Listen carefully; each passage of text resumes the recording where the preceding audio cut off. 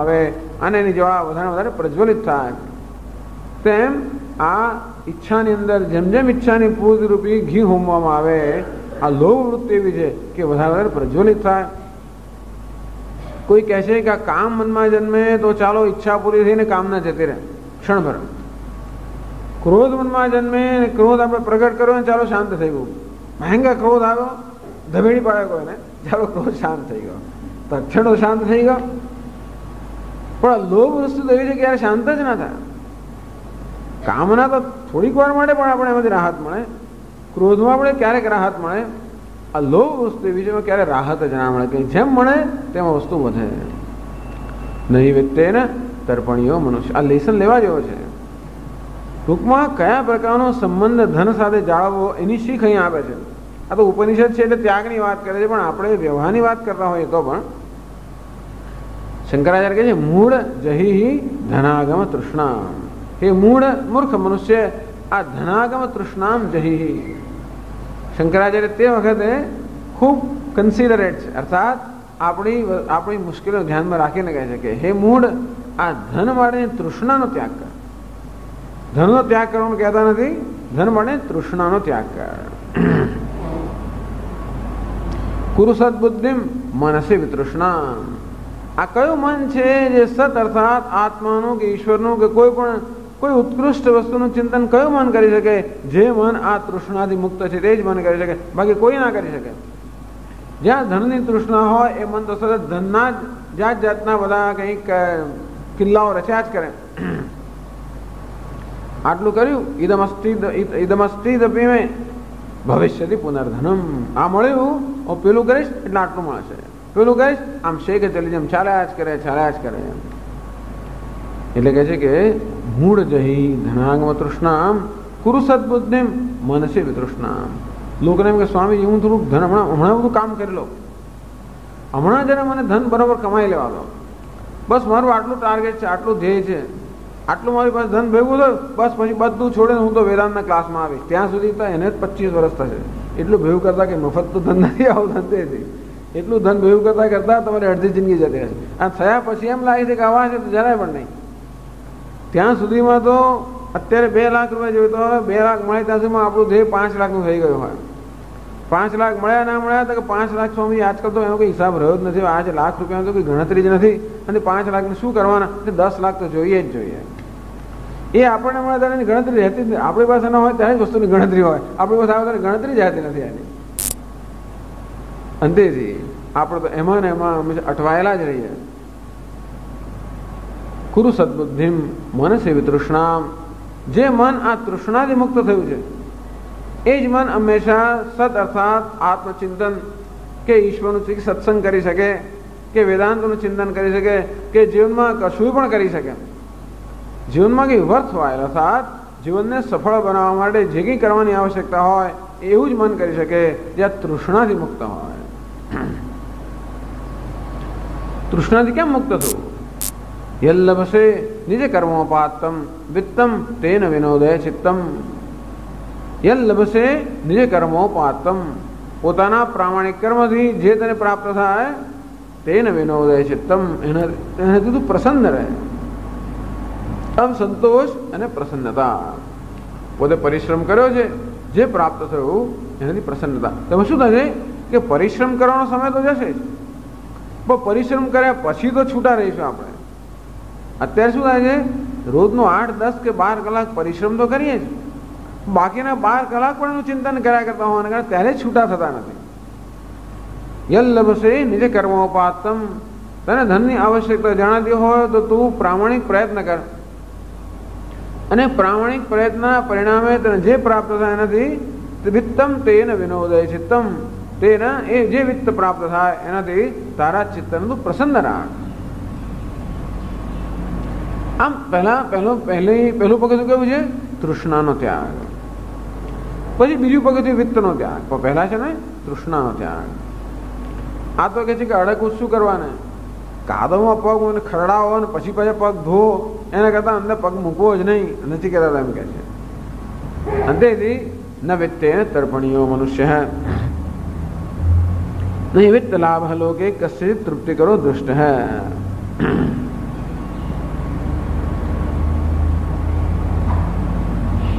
કિંચ અતૃપ્તિ કરે વિત્તે તૃષ્ણા એવ નાસ્તી. એટલે નચિકેતા કહે છે કે જે વિત્ત કે ધન સંપત્તિ મને તૃપ્ત ના કરે એના વિશે મને કોઈ પ્રકારની તૃષ્ણા નથી. અથા વિનામ અસ્તુ, કદાચ મને તૃષ્ણા હોત, અથા વિનામ અસ્તુ, કદાચ માનવ તૃષ્ણા હોત, તથાપિ વનમ વિના એવ લક્ષ્યામહે, કદાચ મને ધનની વગેરે તૃષ્ણા હોત તો પણ વરદાન વગેરે જે તો મને મેળવવાની જ છે ને, એમ કરીને પોતાની કુશળતા જાહેર કરે છે. આગળ કહે છે યદિ નામ અસ્માકં વિત્ત તૃષ્ણા સ્યાદ લપ્સ્યામહે પ્રાપ્સ્યામહે ઇત્યેતત વિત્તમ અદ્રાક્ષ્મ દૃષ્ટવन्तઃ વયમ ચે ત્વામ. યદિ નામ અસ્માકં વિત્ત તૃષ્ણા સ્યાત, યદિ નામ કદાચ અસ્માકં વિત્ત તૃષ્ણા સ્યાત, કદાચ અમારામાં વિત્ત માટેની તૃષ્ણા હોત તો પણ, છે નહીં પણ કદાચ એમને આવી તૃષ્ણા હોત તો પણ, એટલે તો બુદ્ધિ મારામાં છે કે એને માટે મારે કે વરદાનની જરૂર ના પડે. એટલે કહે છે વરમ વિના એવ લપ્સ્યામહે, કદાચ અમારામાં ધનની તૃષ્ણા હોત તો પણ આ વરદાન વગર જ એ તો અમને મળવાનું જ હતું. એટલે કહે છે યદિ નામ અસ્માકં વિત્ત તૃષ્ણા સ્યાત લપ્સ્યામહે પ્રાપ્સ્યામહે ઇત્યેતત, તો પણ અમે મેળવી જ લઈશું. કેમ? અદ્રાક્ષ્મ દૃષ્ટવંતો ચેત વયમ ત્વામ, આપના દર્શન અમે કર્યા હોવાને કારણે, આપના દર્શન કર્યા હોવાને કારણે હવે અમને જે કદાચ ધનની તૃષ્ણા હોત તો એ ધન અમે મેળવી જ લેવાના છે, કે આપ મને કોઈ ધન વગર પાછો મળવાનો નથી. અને જેવી રીતે ધનની વાત છે એ જ વિષયમાં એ જ પ્રકારનો નિયમ પોતાના દીર્ઘાયુષ્ય માટે પણ કહે છે. જીવિષ્યામો યાવત ઈશિષ્યસી ત્વમ, અને જ્યાં સુધી આપ આ યમરાજાના પદ પર નિયુક્ત છો ત્યાં સુધી હું જીવવાનો જ છું. એ આગળ કહે છે જીવિતેપી તથૈવ જીવિષ્યામઃ યાવત યામ્યે પદે ત્વમ ઈશિષ્યસે ત્વમ ઈશિષ્યસે પ્રભુસ્યાહ.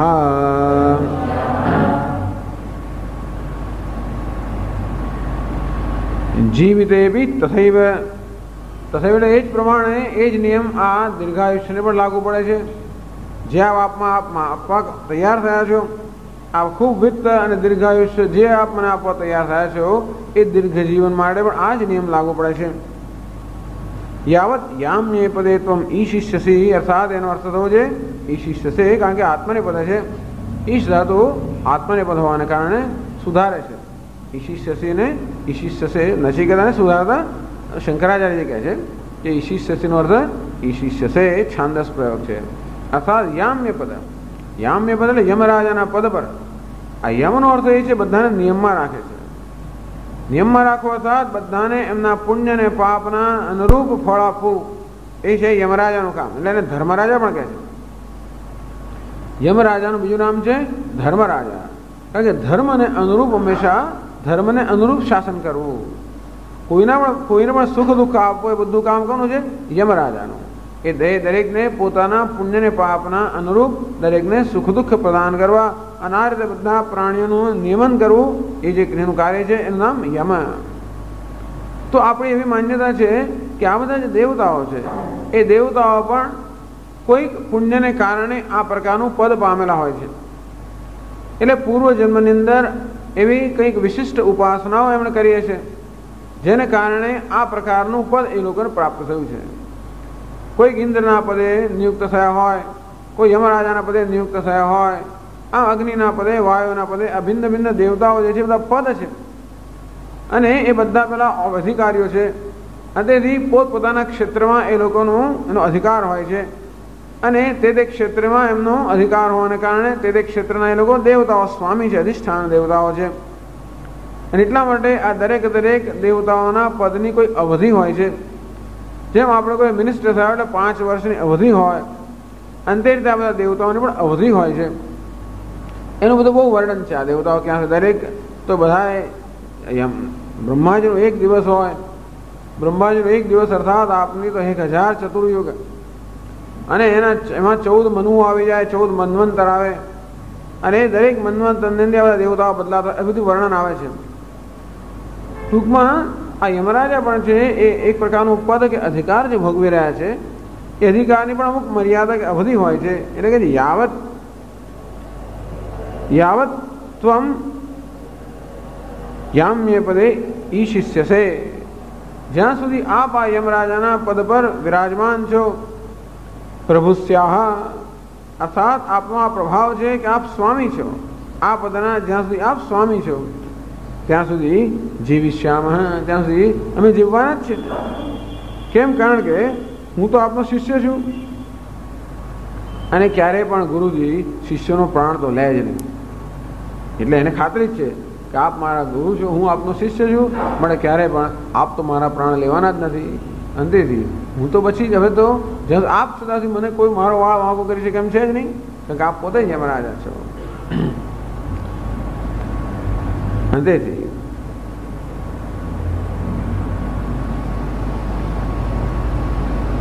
તો દર્શનેનૈવ સર્વં લપ્સ્યામહે કિમુદ ત્વયા સમેત્ય તો સમીપમ પ્રાપ્ય સંભાષણાદિકમ કૃત્વા ઇતિ.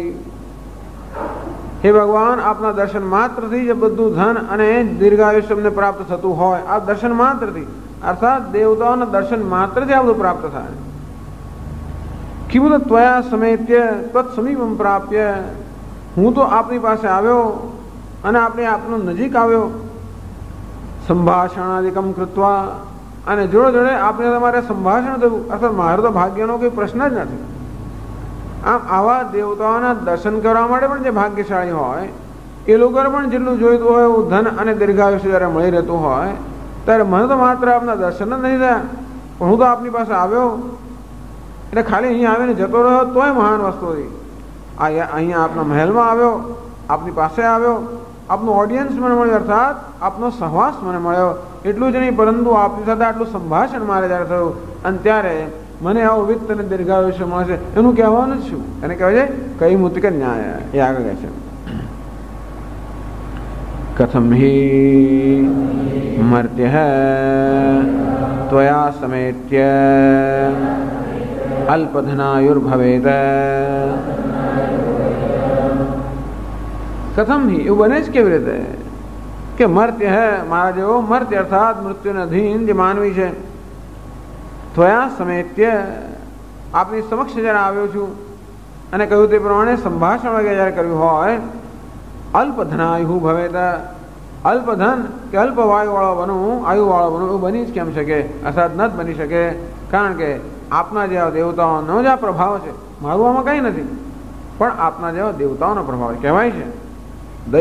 દૈવતૈ સંગમ્ય દેવતલ્યો અભિજાયતે, દેવતાઓ સાથે જેનો સંગમ થાય એ દેવતા જેવો બની જાય. યતો દોષાન ગુણાન લોકે સંગમ પ્રભવાત વિદુહુ, એ કહેવાય છે કે આ જીવનની અંદર ગુણ અને દોષ બધા આ સંગમનો જ પ્રભાવ છે. એટલા માટે સત્સંગનું આટલું મહત્વ છે. જેવો સંગ તેવો રંગ. અંતેથી દેવતાઓ સાથે સંગ થાય તો માણસ દેવતા જેવો બની જાય. એટલે મનુષ્ય, સામાન્ય મનુષ્ય જે હંમેશા બીજા બધાના પ્રભાવમાં આવી જતો હોય છે, એનો એક એની આ વિશિષ્ટતા કે એનું લક્ષણ છે કે જેવો સંગ કરે એવાના જ દોષ એનામાં આવી જાય કે એના ગુણ પણ આવી જાય.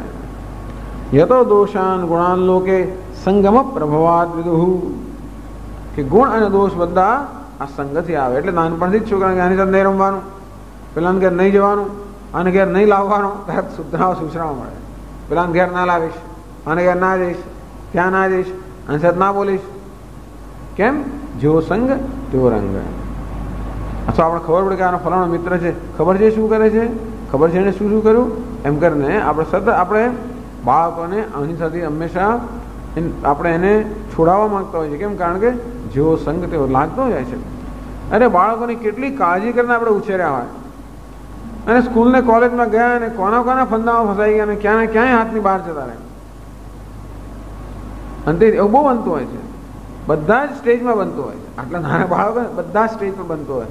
કેટલી કાળજી, તમે કેટલું બધું શિક્ષણ આપો અને છતાંય પણ ક્યાંક એવા કશાકના કોઈના સંગમાં આવી ગયા અને ક્યાં ને ક્યાંય ભેરવાઈને ક્યાં ને ક્યાંય રસ્તે પડી જાય, આપણે ખબર પણ ના પડે. એના માટે કોનો સંગ કરીએ છીએ બહુ અગત્યની વસ્તુ છે. યાદૃશેન સમાસક્ત નરો ભવતિ તાદૃશ.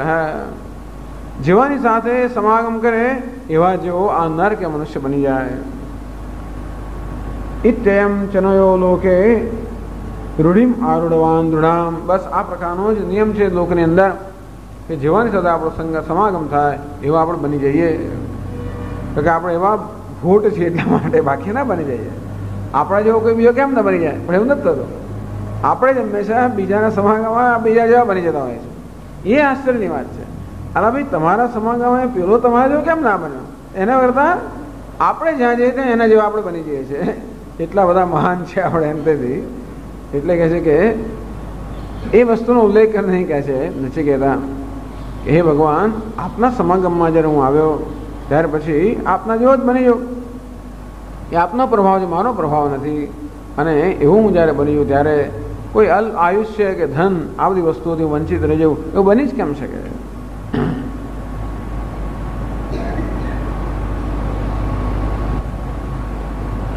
અંતેથી તો તને શું જોઈએ છે? આ તને ના જોઈતો હોય તો તને શું જોઈએ છે? એટલે કહે છે વરસ્તુ મે વર્ણિયસ્યૈવ વર્ણિયસ્યૈવ યદાત્મ વિજ્ઞાનમ. વરસ્તુ એટલે વરદાનમાં મારા ધન અને આયુષ્ય નથી જોઈતા. વરદાન મારે કયું જોઈએ છે? એટલે હજી એમ પણ નથી કહેતો ધન આયુષ્ય નથી જોઈતા, એમ પણ નથી કહ્યું એને. એ તો મળવાના જ છે. અંતેથી વરદાન મારે કયું જોઈએ છે? વરસ્તુ મેં વર્ણિય સૈવ. વરદાન તમારું છે એ પેલું જ છે. કયું છે? તો કે જે આત્મવિજ્ઞાનમ. આમ જે આત્મવિજ્ઞાન જે છે એ જ વરદાન મને વર્ણિય છે. વરદાનમાં મારે આવું નથી જોઈતું. એમને મળે તો મને વાંધો નથી, પણ વરદાનમાં આવું ન જોઈએ. એમ નચિકેતા કોઈ રીતે પણ શુદ્ધ ન થયો. અને જોડે જોડે વિવેક બતાવે છે કે કેવો નચિકેતામાં વિવેક છે. ઇહામૂત્રાર્થ ફલભોગ વિરાગ. નિત્યાનિત્ય વસ્તુ વિવેક, ઇહામૂત્રાર્થ ફલભોગ વિરાગ. અનિત્ય અને અનિત્ય વસ્તુના વિવેકમાંથી હંમેશા જે અનિત્ય વસ્તુ છે એના પ્રત્યે શું જન્મે? વૈરાગ્ય જન્મે. એ વૈરાગ્ય નચિકેતા અહીંયા પ્રદર્શિત કરે છે. ઓમ પૂર્ણમદ પૂર્ણમિદં પૂર્ણાત પૂર્ણમુદચ્યતે પૂર્ણસ્ય પૂર્ણમાદાય પૂર્ણમેવાવશિષ્યતે. ઓમ શાંતિ શાંતિ શાંતિ. શંકરં શંકરાચાર્યં કેશવં બાદરાયણં સૂત્રભાષ્યકૃતો વંદે ભગવન્તો પુનઃ પુનઃ. ઈશ્વરો ગુરુરાત્મેતિ મૂર્તિભેદ વિભાગિને વ્યોમવદ્વ્યાપ્તદેહાય દક્ષિણામૂર્તયે નમઃ. ઓમ શાંતિ શાંતિ શાંતિ. હરિ ઓમ શ્રી ગુરુભ્યો નમઃ. હરિ ઓમ.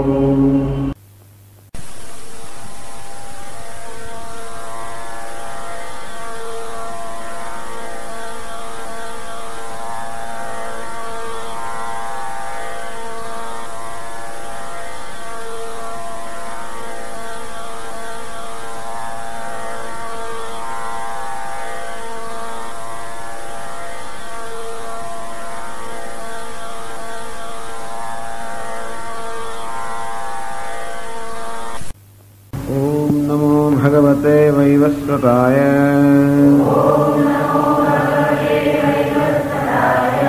मृत्यवे ब्रह्म विद्या ब्रह्मविद्याचार्याय नचिकेतसे च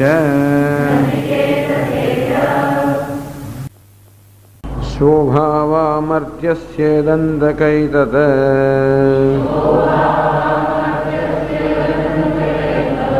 सर्वेन्द्रियाणां जरयन्ति तेजः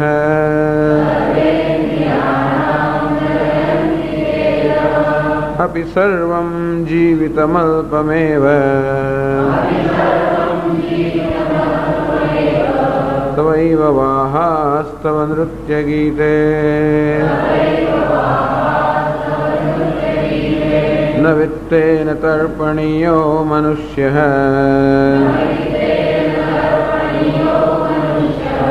लप्स्यामहे वित्तमद्राक्ष्मचेत्वा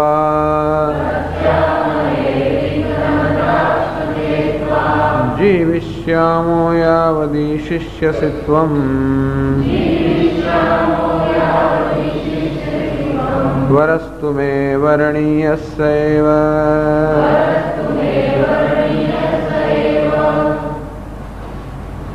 स्वभावः मर्त्यस्य यत् अंतक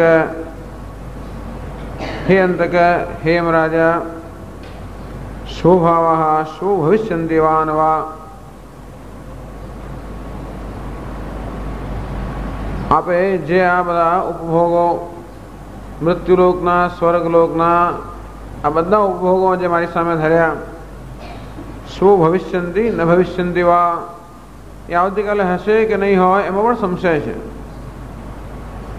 एवो ज जगतना बधा ज पदार्थोनो धर्म छे के दरेक दरेकनी काळमां उत्पत्ति थई होवाने कारणे दरेक दरेक काळमां मर्यादित छे अंतेथी क्यारेक ने क्यारेक तो दरेकनो अंत आवવાનો જ છે અને અંત વસ્તુ એવી છે કે ક્યારે આવે કહી શકાય જ નહીં નલિની દલગદ જલમધિ તરલમ તદ્વત જીવિતમ અતિશય ચપલમ શંકરાચાર્ય કહે છે કે કમળના પત્ર પર એક નાનકડું જળનું બિંદુ હોય અને કેવું ક્યારે ગબડી દડી પડે કંઈ કહી ન શકાય અને તેવું અત્યંત ચંચળ કે અસ્થિર આ જીવન છે તેમ બધા પદાર્થોનું અસ્તિત્વ એ પ્રકારનું જ છે એવું હોવાને કારણે સ્વભાવ આવતીકાલે એમનું અસ્તિત્વ હશે કેમ એ ઈશ્વરમાં શંકા છે અર્થાત આ સર્વ વસ્તુ અનિત્ય છે એક વસ્તુ એટલે નચિકેતાએ જ્યારે આ બધાએ ભોગોનો ત્યાગ કર્યો તવૈવ વાહાસ તવ નૃત્ય ગીતે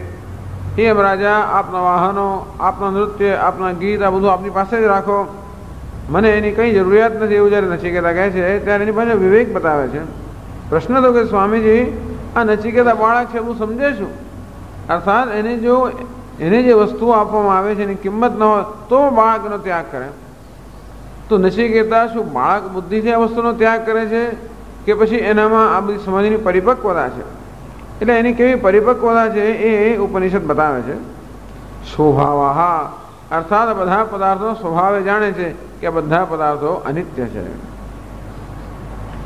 એટલું જ નહીં પરંતુ એ જ્યારે હોય ત્યારે પણ ક્યારેય આપણે ઉપકારી નથી એ આપણી પાસે હોય ત્યારે પણ ઉપકાર કરનારા નથી આવા વિષય ભોગો ભલે ક્ષણિક હોય અને હોય ત્યારે પણ આપણો ઉપકાર નથી કરતા આપણો અપકાર કરે છે કઈ રીતે સર્વેન્દ્રિયાણામ જરયંતિ તેજ આ બધા વિષય ભોગો આપણી ઇન્દ્રિયના તેજને હરી લે છે કહ્યું શંકરાચાર્ય ધર્મ વીર્ય પ્રજ્ઞા તેજોશ પ્રભૃતિનામ ક્ષપૈતૃત્વાત આમ ધર્મ વીર્ય તેજ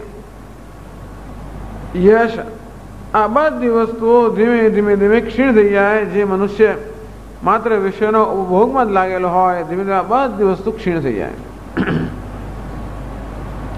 અંતેથી અમારી પાસે હોય ત્યારે અમારો ઉપકાર કરનારા નથી પરંતુ અમારો ઉપકાર કરનારા છે અંતેથી આ બધા વિષયો મેળવીને કે ભોગવીને અમારું શું કલ્યાણ થવાનું છે એ આવતીકાલે છે કે નહીં એની પણ ખાતરી નથી અને હોય ત્યારે પણ જ્યારે મારું નુકસાન જ કરનાર હોય ત્યારે આવા વિષયના ભોગોને મેળવીને હું શું કરવું અને જે દીર્ઘ આયુષ્ય આપ મને આપવા માંગો છો એના વિશે મારો અભિપ્રાય સાંભળો અભિ સર્વમ જીવિતમ અલ્પમેવ સર્વમ અભિ જીવિતમ અલ્પમેવ ગમે તો દીર્ઘ આયુષ્ય કે લાંબુ આયુષ્ય આપ મને આપો એ પણ અલ્પ જ હોવાનું છે કદાચ બ્રહ્માજી જેવું લાંબુ આયુષ્ય આપ મને આપો તો પણ ક્યારેક તો અંત આવવાનો જ છે. બ્રહ્માજીનું આયુષ્ય પણ આ કલ્પ સુધીનું એક સામાન્ય વસ્તુ નથી, કરોડો વર્ષોનું હોય છતાંય પણ એનો ક્યારેક તો અંત આવવાનો જ છે. તેથી અનંત કાળની સરખામણીમાં એ પણ અલ્પ જ છે.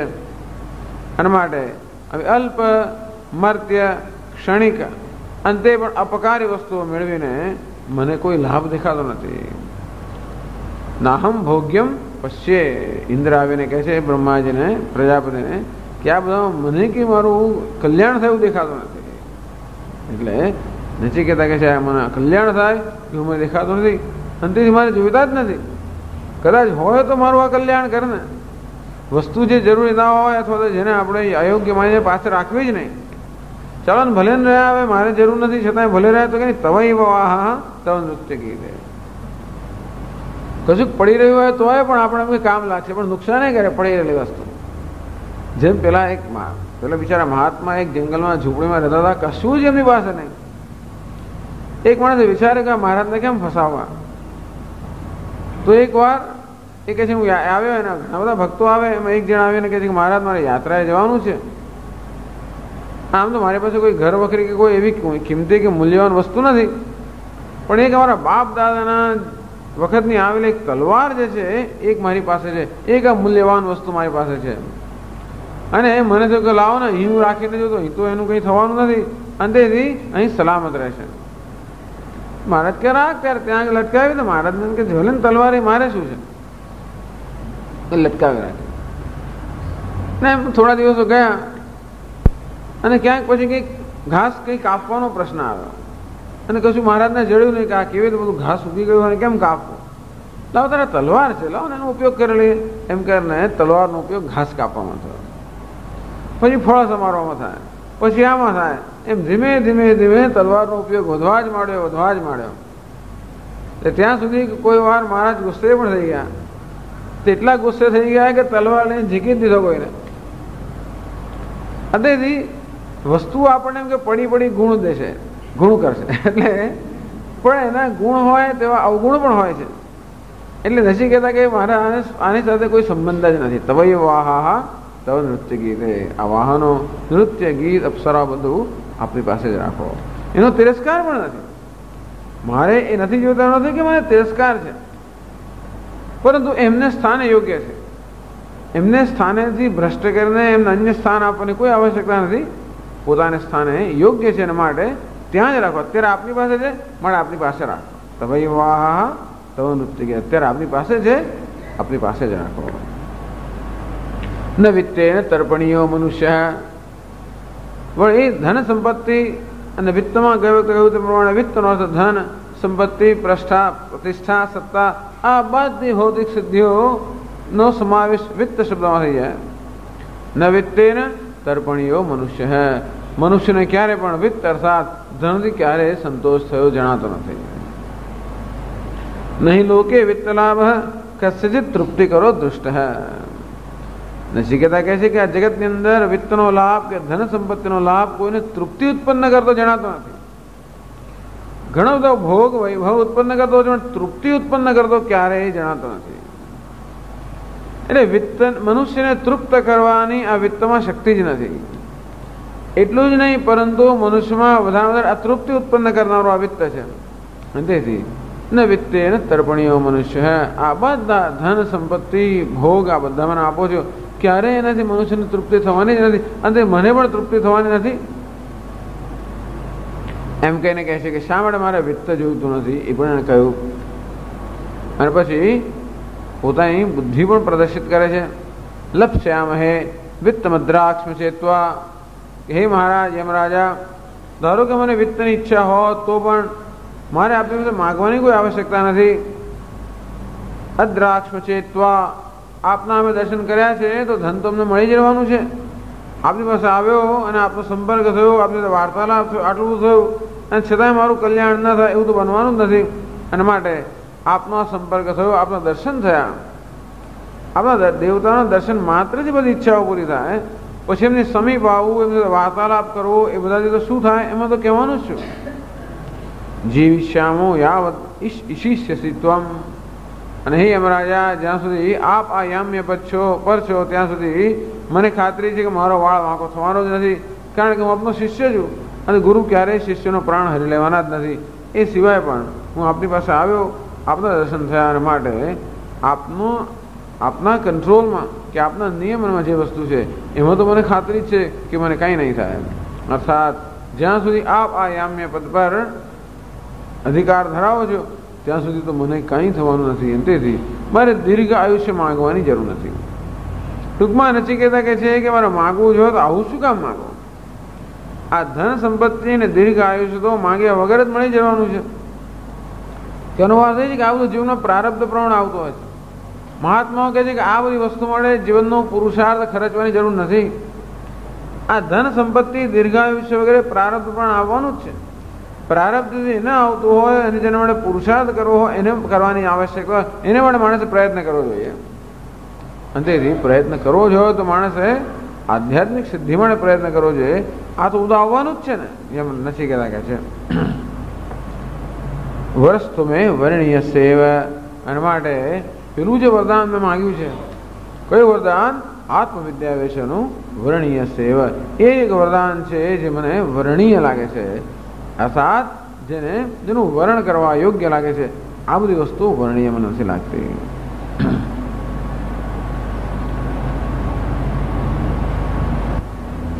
પછી આગળ કહે છે 28 મંત્ર, કિંચ ઉત્કૃષ્ટ પુરુષાર્થ લાભે સંભવતી અધમમ કામયમાન મૂર્ખ એવ સ્યાત. બીજો પણ એક નિયમ છે, ઉત્કૃષ્ટ પુરુષાર્થ લાભે સંભવતી.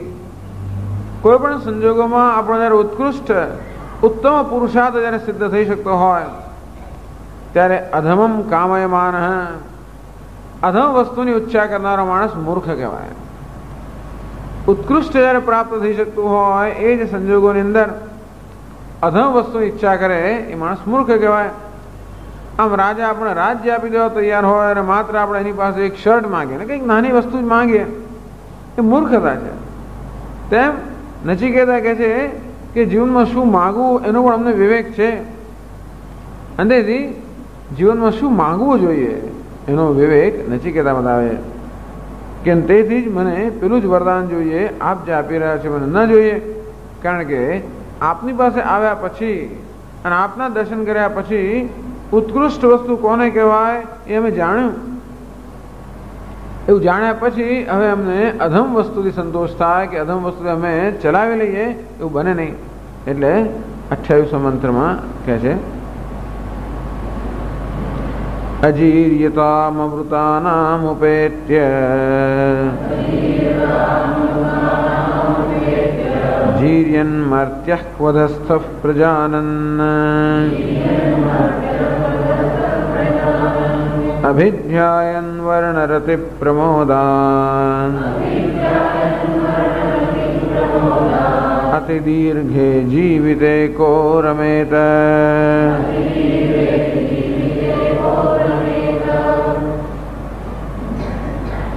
અજીર્યતામ અમૃતાનામ ઉપેત્ય. અમે જયારે આપના દર્શનો અમે કર્યા, દેવતાઓ કેવા છે? અજીર્યતામ, જેમને ક્યારે પણ જીર્ણતા કે વૃદ્ધાવસ્થા પ્રાપ્ત થતી નથી. અમૃતાના અર્થાત જે મૃત્યુથી પણ રહિત છે એવા અમર અજર ને અમર આ દેવતાઓ જે આપ છો એમના દર્શન કર્યા પછી ઉપેત્ય, આપની સમક્ષ આવીને આપના દર્શન કર્યા પછી આપ શું છો, કોણ છો એ જાણ્યા પછી, અને જોડે જોડે હું કોણ છું એ પણ જાણ્યું. જીર્યન મર્ત્ય ક્વધસ્થઃ પ્રજાનન. હું જીર્યન અર્થાત હું જીર્ણ થવા યોગ્ય છું, મર્ત્ય અર્થાત મૃત્યુના અધીન છું, ક્વધસ્થ અર્થાત પૃથ્વી પર રહેનારો મર્ત્ય છું.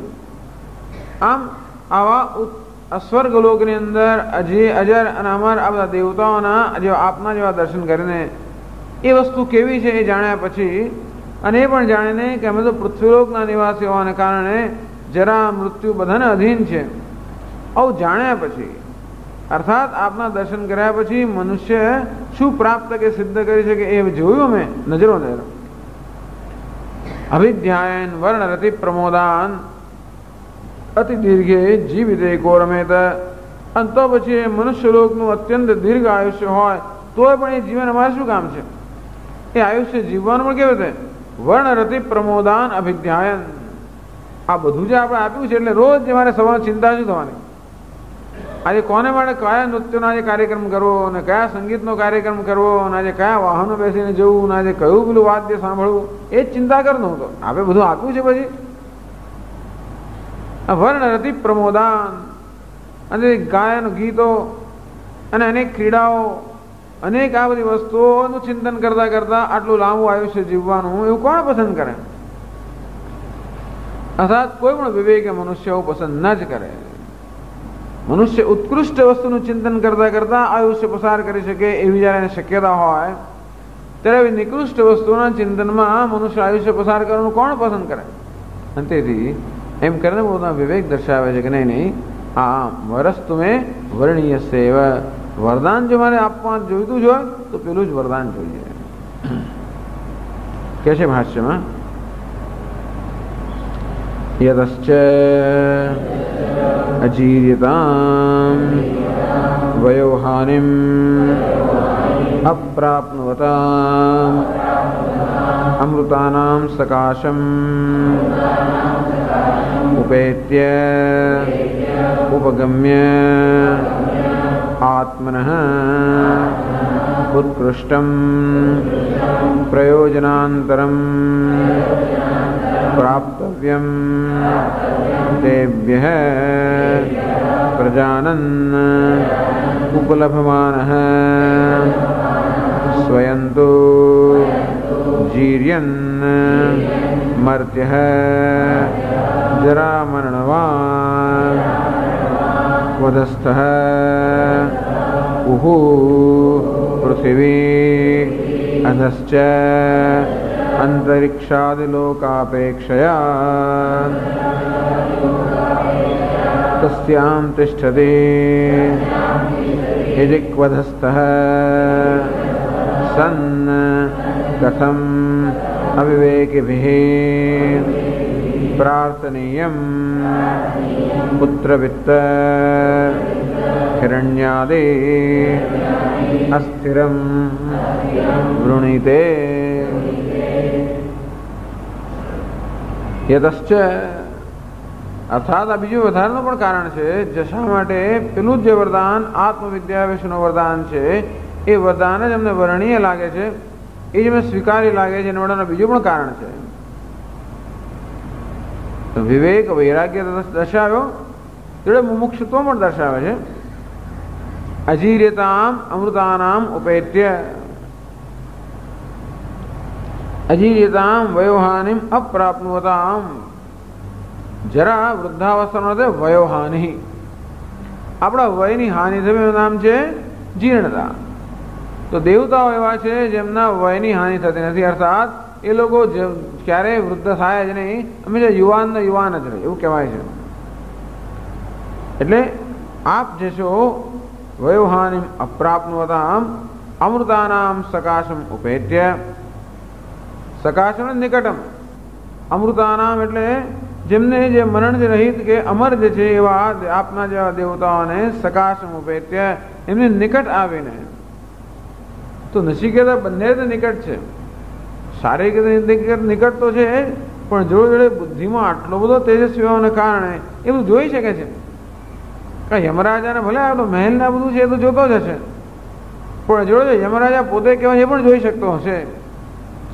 અંતેથી આપના જ્યારે દર્શન કર્યા અને આપે આ જે સિદ્ધિ પ્રાપ્ત કરી છે એવી સિદ્ધિ પ્રાપ્ત કરી શકાય એ પ્રકારની શક્યતાઓ જ્યારે અમારી સમક્ષ ઉપસ્થિત થઈ, ત્યારે તો પછી એથી નીચે એથી ઓછાથી અમે ચલાવી લઈએ એવું બને નહીં. ઉપેત્ય ઉપગમ્ય આત્મનઃ ઉત્કૃષ્ટમ પ્રયોજનાંતરમ પ્રાપ્તવ્યમ તેભ્યઃ ઇતિ પ્રજાનન. તેભ્ય અર્થાત આવા દેવતાઓ પાસેથી આત્મનઃ ઉત્કૃષ્ટમ પ્રયોજનાંતરમ પ્રાપ્તવ્યમ. આત્મ એટલે કે પોતાને માટે, ઉત્કૃષ્ટ પ્રયોજનાંતરમ પોતાનું ઉત્કૃષ્ટ પ્રયોજન આવા મહાત્માઓ કે દેવતાઓ પાસેથી પ્રાપ્ત થઈ શકે છે. એથી પ્રજાનન. આપણે એમને જોઈએ એટલે આપણે ખ્યાલ તો આવે જ કે હા આપણે શું કરી શકીએ. અમેરિકા જાઓ એટલે ખબર પડે કે શું માણસ કરી શકે, કે વિજ્ઞાનની સિદ્ધિઓ જ્યારે આપણે જોઈએ કે કેવા સેટેલાઇટ ને કેવા રોકેટો ને કેવી બધી વસ્તુઓ છે, જોઈએ ત્યારે ખબર પડે કે હા હા શું થઈ શકે.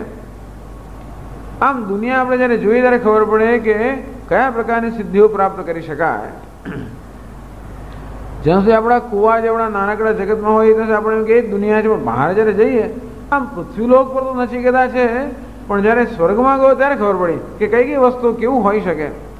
અને સ્વર્ગમાં પણ આ કેવા ઉપભોગો અને અપ્સરાઓ એ વસ્તુ કે એના પર અસર ના કરી, કઈ વસ્તુ એના પર પ્રભાવ પાડે. બધા અનેક વસ્તુઓ ત્યાં તો હોય, અને મને કઈ વસ્તુ એના પર પ્રભાવ પાડે.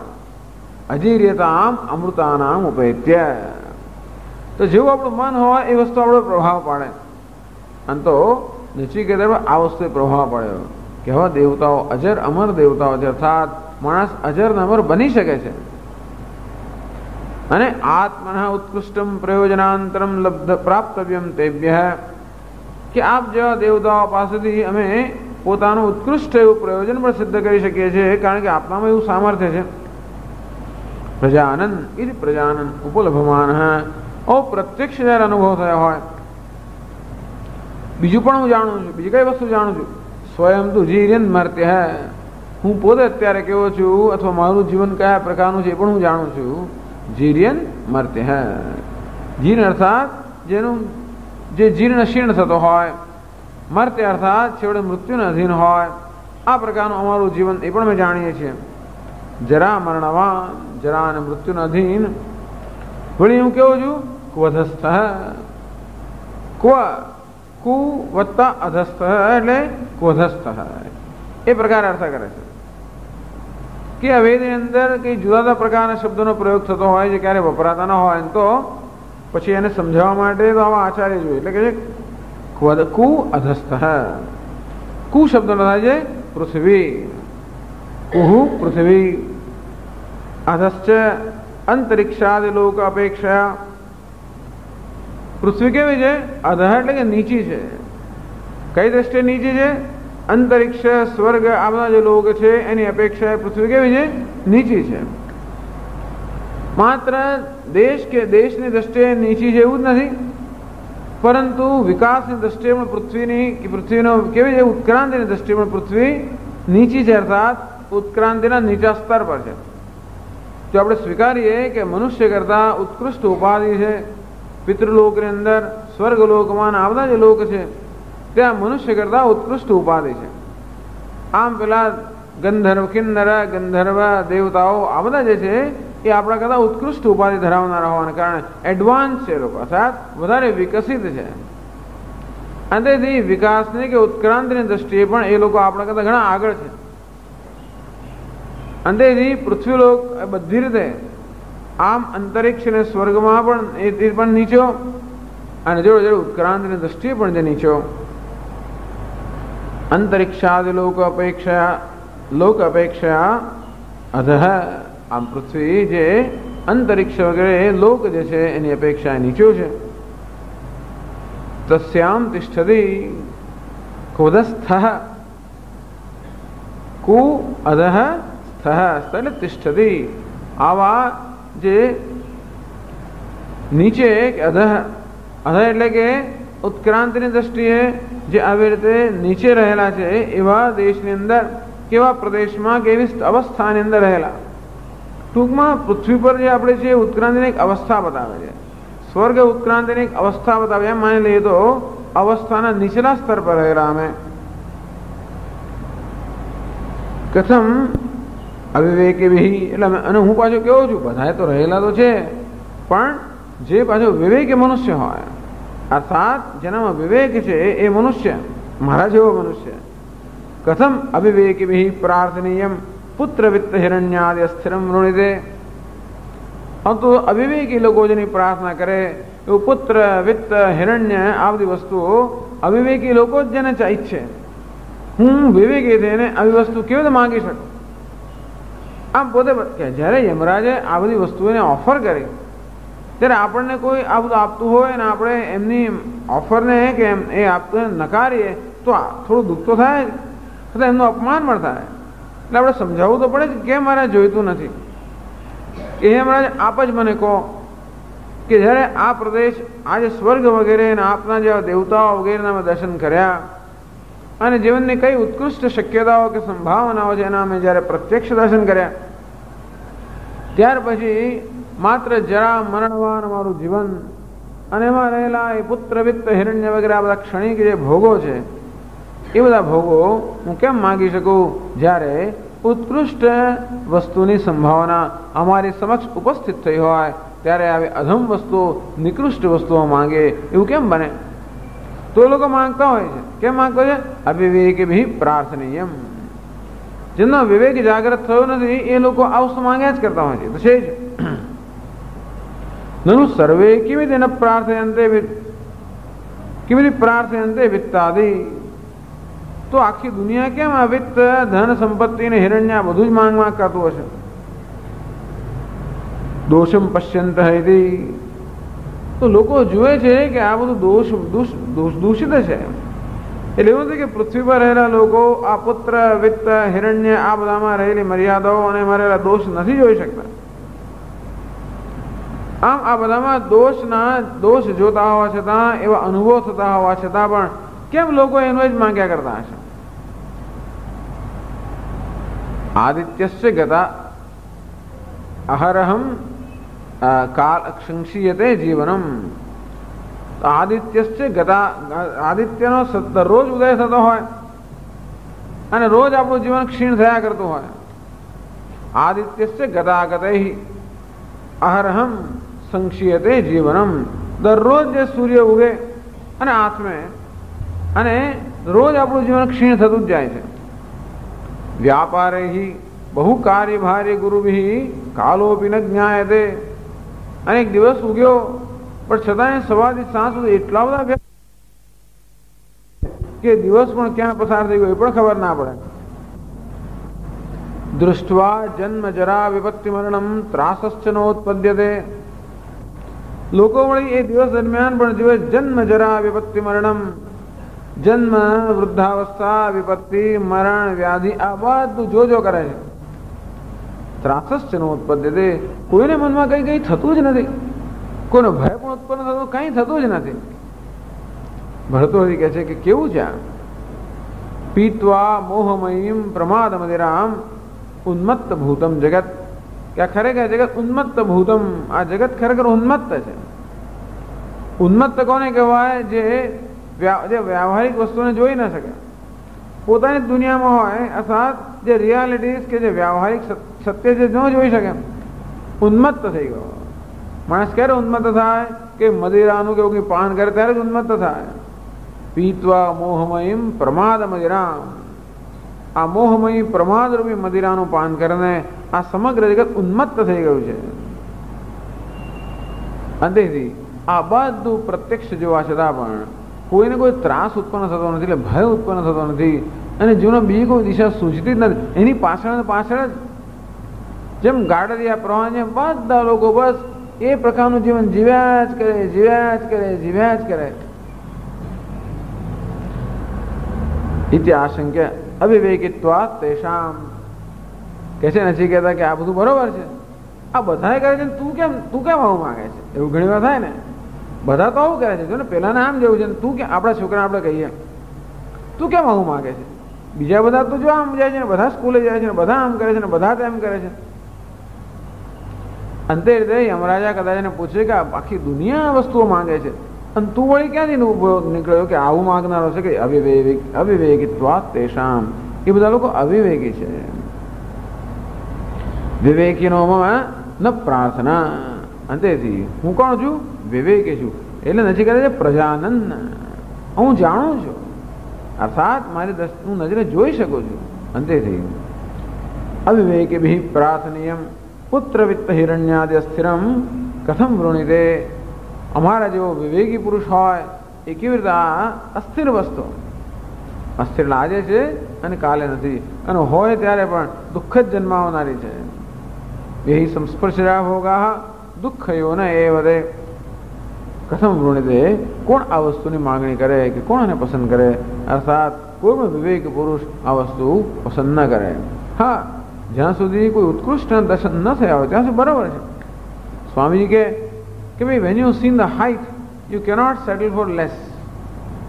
આમ કોફી આપણે પીતા હોઈએ તો મદ્રાસ ગયા અને મદ્રાસ કોફીનો જ્યારે મદ્રાસ કોફી એટલે કોફીના શોખીન લોકોની વાત છે. કોઈ ત્યાં આગળ તમિલને ત્યાં તમે મહેમાન તરીકે ગયા હો અને સવારના પરમાં ઉઠીને કોફીના તાજા દાણા લઈને પછી ત્યારે જ ગ્રાઇન્ડ કરીને સરસ કોફી લોકો પર્કોલેટ કરીને આમ એની એકદમ મહેક આવતી હોય અને આવી સરસ કોફી જ્યારે તમે પીઓ ત્યાર પછી બીજી કોઈ પણ તમે ચલાવી ના શકો. બીજી તમે પીઓ ખરા પણ તરત પેલી યાદ આવે કે એના જેવી તો નહીં. એટલે જ્યાં સુધી ઉત્કૃષ્ટ વસ્તુનો અનુભવ ન થયો હોય ત્યાં સુધી આપણે નિકૃષ્ટ વસ્તુની પ્રાર્થના કરીએ એ સમજી શકાય છે. જો કે ઉત્કૃષ્ટ વસ્તુના દર્શન ક્યાં તો પ્રત્યક્ષ થાય કે પછી વિવેક બુદ્ધિથી પણ થાય. અંતેથી એવું નથી કે પૃથ્વીલોક પર આ આપણે સમજી શકીએ એ માટેના અનુભવ આપણે નથી થતા. જુએ છે ને, દૃષ્ટવા જન્મ જરા વિપત્તિ મરણમ ત્રાસસ્ય નોત્પદ્યતે. બધા જુએ છે, જન્મ જરા વિપત્તિ મરણમ બધું જુએ છે. છોકરા એટલે જ કહે છે કે મારે તો પરણવું નથી. કેમ નથી પરણવું? પરણીને કોણ સુખી થયું એમ કરીને નાનપણથી. હું કોઈ બીજા સુખી ના એટલે આપણે નથી એવું કંઈ નિયમ નથી. પણ એ જુદી વસ્તુ છે. કહેવાનો ભાવ રહે છે કે આવું જોયું છે ને આપણા વિવેક આવું બહાર નથી જોઈતું. પણ એવું નથી કે લોકો જોઈ શકતા નથી, છતાં પણ કોઈ પ્રકારનો વિવેક જાગ્રત થતો હોવાના કારણે બસ એની એ જ ઘેરડમાં પડેલા જ રહે છે. એમાં જીવન સામે કોઈ વિરોધ નથી, કશાનો વિરોધ નથી, અવિવેક સામેનો વિરોધ છે. ખરેખર ભગવાને જીવન બનાવ્યું છે, સુંદર બનાવ્યું છે, આપણે એનો આનંદ માણી શકીએ એ જ બનાવ્યું છે. પણ માણસોને જીવનનો આનંદ માણતા આવડતો હોય તો ક્યાં આવડે છે? કોઈ માણસ સુખી નથી. બધું ભગવાન આપ્યું તોય પણ ક્યાં મગજ ચક્કર મારતું હોય. અને તેથી કોઈ માણસ જે હોય એનાથી કોઈને કંઈ સંતોષ થતો નથી. જે ન હોય એના ચક્કરમાં એવું ફસાઈ જાય માણસ કે કોઈ દિવસ આ જે જીવનમાં છે એનો પણ આનંદ માણી શકતો નથી. અંતેથી ભગવાને બધું આપ્યું છતાં પણ એનો આનંદ માણવા માટે કંઈક વિવેક બુદ્ધિ જોઈએ. એ ન હોવાને કારણે લોકો બધા દુઃખી જ છે. અને જીવનમાં એમણે જ્યારે ઉત્કૃષ્ટ વસ્તુ ન જોઈ હોય ત્યારે દુઃખી હોય. પણ એકવાર સત્સંગ થયો, આપણને શાસ્ત્રોનું આપણે શ્રવણ કર્યું, જીવનનું કેવું ઉત્કૃષ્ટ ધ્યેય હોઈ શકે, અર્થાત મોક્ષ આપણે પ્રાપ્ત કરી શકીએ. મોક્ષ એટલે સર્વ રીતે મુક્તિ પ્રાપ્ત કરી શકીએ, પૂર્ણતા પ્રાપ્ત કરી શકીએ. મનુષ્ય સ્વભાવથી જ પૂર્ણ હોવાને કારણે કોઈ પણ પ્રકારની અપૂર્ણતાથી ચલાવી લેવાની આવશ્યકતા નથી.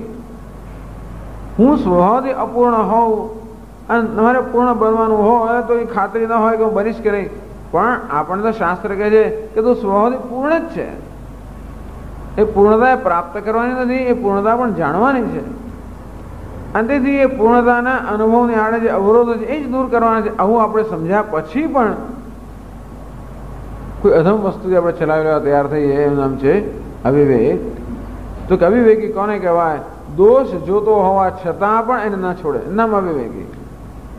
અને દોષ જુએ અને છોડી દે નામ વિવેકી.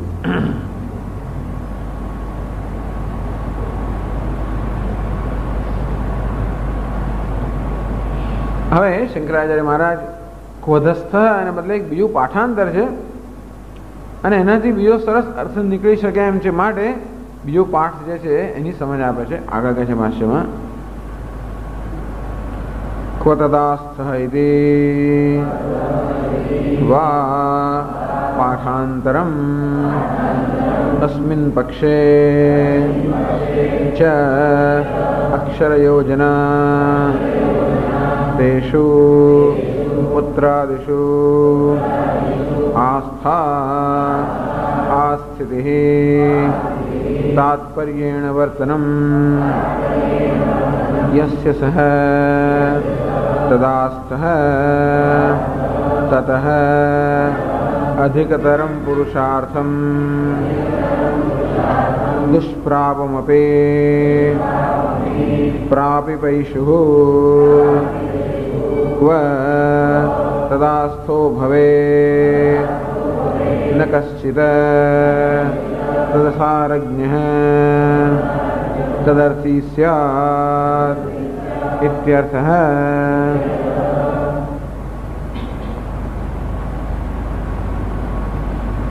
તદાસ્થો ભવે.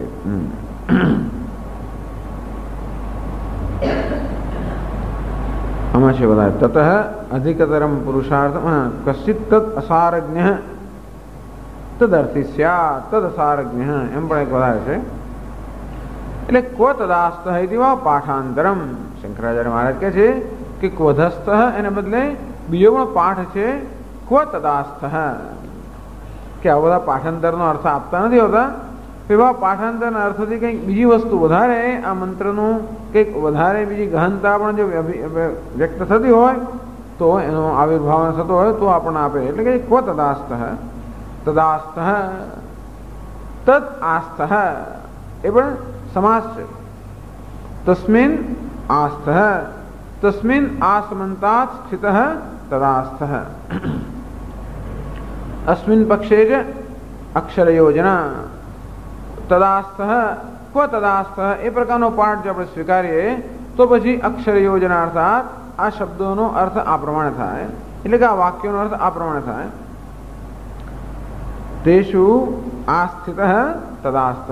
તેષુ એટલે કોના ક્યાં? પુત્રાદિષુ આસ્થા આસ્થિતિ તાત્પર્યેણ વર્તનમ યસ્ય સહ તદાસ્થ. તેષુ આસમંતા સ્થિત તદાસ્થ. એની અંદર જ જે માણસ રચ્યો પચ્યો રહ્યો છે તેઓમાં રચ્યો પચ્યો રહ્યો છે એને કહેવાય તદાસ્થ. તેઓમાં એટલે શેમાં? પુત્રાદિષુ પુત્ર વિત્ત હિરણ્ય આ બધામાં જે માણસ રચ્યો અને પચ્યો રહ્યો હોય સવારથી સાંજ સુધી એક જ ચિંતા.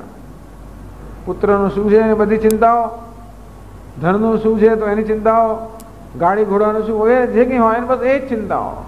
એમાં કેમ વૃદ્ધિ કરવી, એમાં કેમ એનું પોષણ કરવું, એમાં કે બસ આમાં જ એને કહે છે આ સમંતાત એટલે આ સ્થિતિ તાત્પર્ય વર્તનમ. એવું નથી કે આપણે પુત્રનો વિત્તનો વિચાર ન કરવો જોઈએ એમ પણ નથી કહેતા. અથવા એનો અર્થ અર્થાત એમની અવગણના કરવી જોઈએ કે એમની તિરસ્કાર કરવો જોઈએ, એમની અવગણના કરવી જોઈએ કે પછી એમને પ્રત્યે આપણે ઉદાસીન રહેવું જોઈએ એવું નથી કહેતા.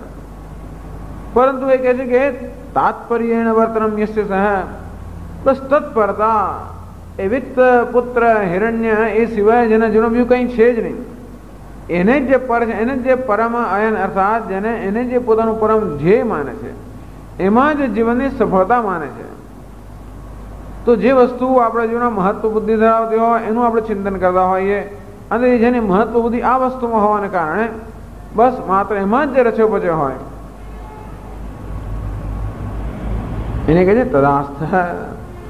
તતઃ અધિકતરમ પુરુષાર્થમ દુષ્પ્રાપમપી પ્રાપિપૈષુ પ્રાપ્તમ ઇચ્છુઃ. હવે અમે જોઈએ છીએ કે અમે આવામાં રચ્યા પચ્યા હોઈએ છીએ પરંતુ હવે તતઃ અધિકતરમ પુરુષાર્થમ એનાથી અત્યંત ઉત્કૃષ્ટ પુરુષાર્થ પ્રાપ્ત થઈ શકે. ભલે સામાન્ય માણસોથી પ્રાપ્ત ન થઈ શકતો હોય પણ જે વિવેકી મનુષ્ય છે એ આ અધિકતર પુરુષાર્થને પ્રાપ્ત કરી શકે. અને એવું જે દુષ્પ્રાપમ સામાન્ય માણસો માટે જે દુષ્પ્રાપ્ત છે એવું પરંતુ આપની કૃપાથી વિવેકી મનુષ્ય માટે જે પ્રાપ્ત છે અને જે પ્રાપ્ત કરવાની ઈચ્છા મારામાં જાગૃત થઈ છે. પ્રાપિપૈષુ એટલે કે પ્રાપ્તમ ઇચ્છુઃ આ વસ્તુને પ્રાપ્ત કરવાની ઈચ્છા જ નથી છે એવો વિવેકી. ક્વ તદાસ્થો ભવે એવો કયો મનુષ્ય છે તદાસ્થો ભવે અર્થાત માત્ર પુત્ર વિત્ત હિરણ્ય આ બધામાં જ રચ્યો પચ્યો રહે એવું કેમ બની શકાય? એટલે તતઃ હું રચ્યો પચ્યો નથી પરંતુ આપણે જોઈએ છે કે આ લોકો રચ્યા પચ્યા છે અને હું એવું કેમ બની શકું? અર્થાત આપ જે બધા ભોગો મારી સામે ધરો છો એનો સ્વીકાર કરું તો બસ મારું જીવન બસ એમના ચિંતનમાં અને એમાં જ પૂરું થઈ જાય. અને હવે જ્યારે તતઃ અધિકતરમ પુરુષાર્થમ એના કરતાં પણ ઉત્કૃષ્ટ પુરુષાર્થ જ્યારે પ્રાપ્ત થઈ શકે એવી સંભાવના જાગૃત થઈ અને અધિકતર પુરુષાર્થ પ્રાપ્ત કરવાની ઈચ્છા મારે જ્યારે જાગૃત થઈ ત્યારે એવો કયો મનુષ્ય વિવેકી મનુષ્ય હોય જે આ બધાથી ચલાવી લે? ખોવાનો અર્થ કહે છે કશ્ચિત એટલે ક્વ તદાસ્થો ભવેત ન કશ્ચિત તદાસ્થો ભવેત. કોઈ પણ એવો મનુષ્ય નહીં. કોણ? અસારજ્ઞ. તદ અસારજ્ઞ એ બધાની અસારતાનું જેને જ્ઞાન છે આ બધાની અસારતાનું જેને જ્ઞાન છે એવો કયો વિવેકી મનુષ્ય હોય જે માત્ર આમાં જ રચ્યો પચ્યો રહે અર્થાત કોઈ પણ મનુષ્ય તદર્થી ન સ્યાત આવી વસ્તુની ઈચ્છા ધરાવનાર કોઈ ન હોઈ શકે. કોઈ વિવેકી પુરુષ માત્ર પોતાનું જીવન આમાં ગાળી નાખે એવું ના બની શકે.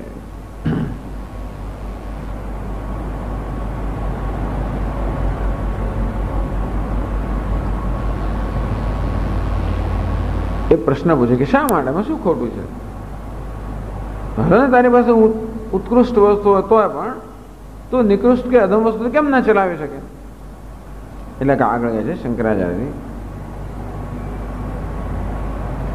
સર્વો હિ ઉપર્યુપર્યેવ બુભૂષતે લોકઃ તસ્માદ ન પુત્ર વિત્તાદિલોભૈઃ પ્રલોભ્યોહમ. સર્વો હિ ઉપરી ઉપર્યેવ બુભૂષતે ભવિતુમિચ્છતિ બુભૂષતે.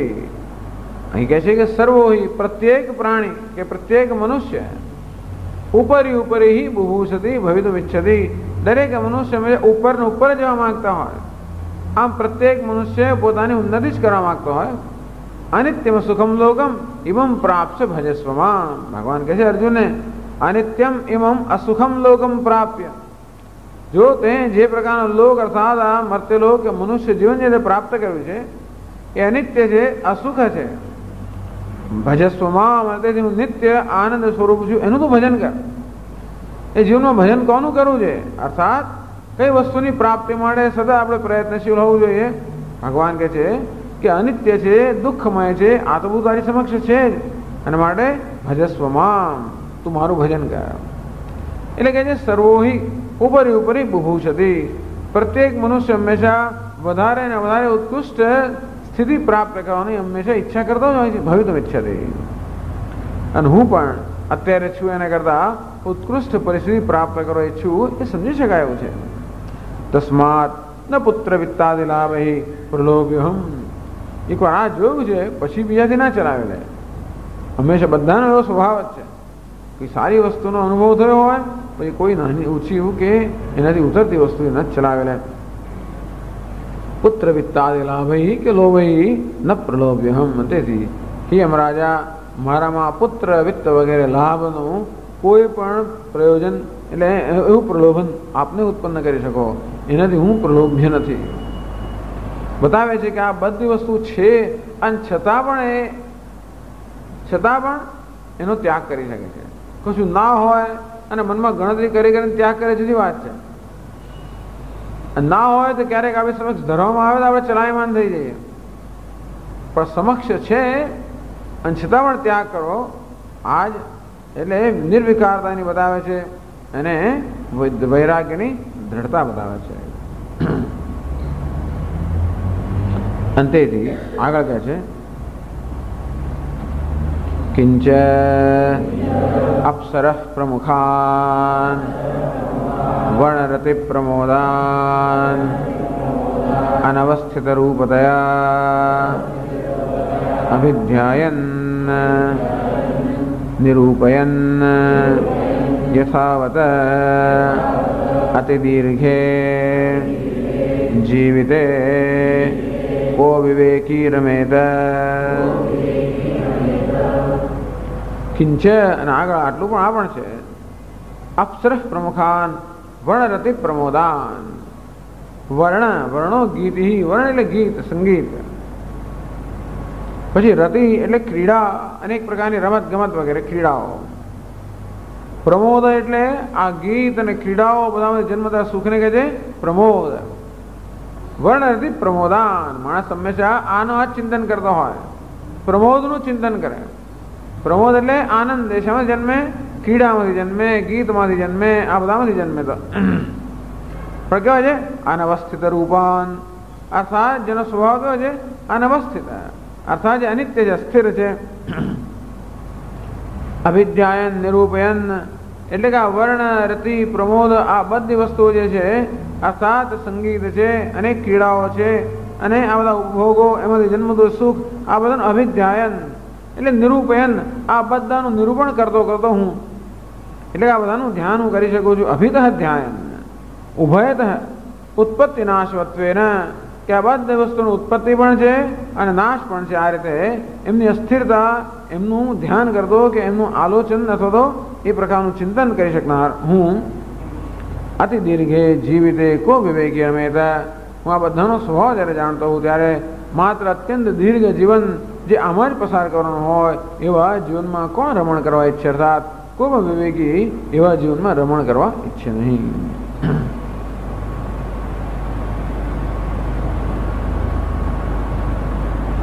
અંતેથી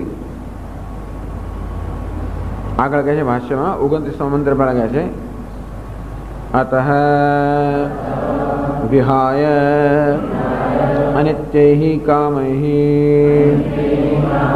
પ્રલોભનમ યન્મયા પ્રાસિતમ યસ્મિન પ્રેતે. આ જન્મયા પ્રાસિતમ ત્યાં સુધી છે ખરેખર. અતઃ વિહાય અનિત્યૈઃ કામૈઃ પ્રલોભનમ, અને માટે અનિત્યૈઃ કામૈઃ પ્રલોભનમ વિહાય, માટે હે મહારાજા આ અનિત્ય બધા કામ છે, અનિત્ય બધા સુખ છે, એથી પ્રલોભિત કરવાનું છોડી દો આપ. એટલે કહ્યું ને કે ન પુત્ર વિત્તાદિ લાભૈઃ પ્રલોભ્યહમ, અંતેથી આ પુત્ર વિત્ત હિરણ્ય આ બધા લાભથી મને કોઈ આપ પ્રલોભન કરી શકવાના નથી. અંતેથી આ બધી અનિત્ય લાભ છે એનાથી મારામાં પ્રલોભન ઉત્પન્ન કરવાનો પ્રયત્ન આપ છોડી દો. એટલે કે આપનો પ્રયત્ન કોઈ હવે સફળ થવાનો નથી. આપને પણ ખાતરી થઈ જાય એટલે એમણે કહી, યમરાજને પણ ખાતરી થઈ ગઈ એટલે એને આ શ્લોકો કહ્યા.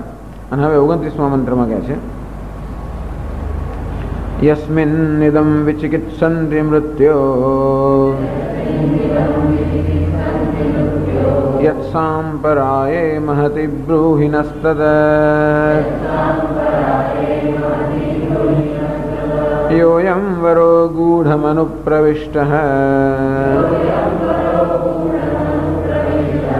નાન્યં તસ્માન્નચિકેતા વૃણીતે.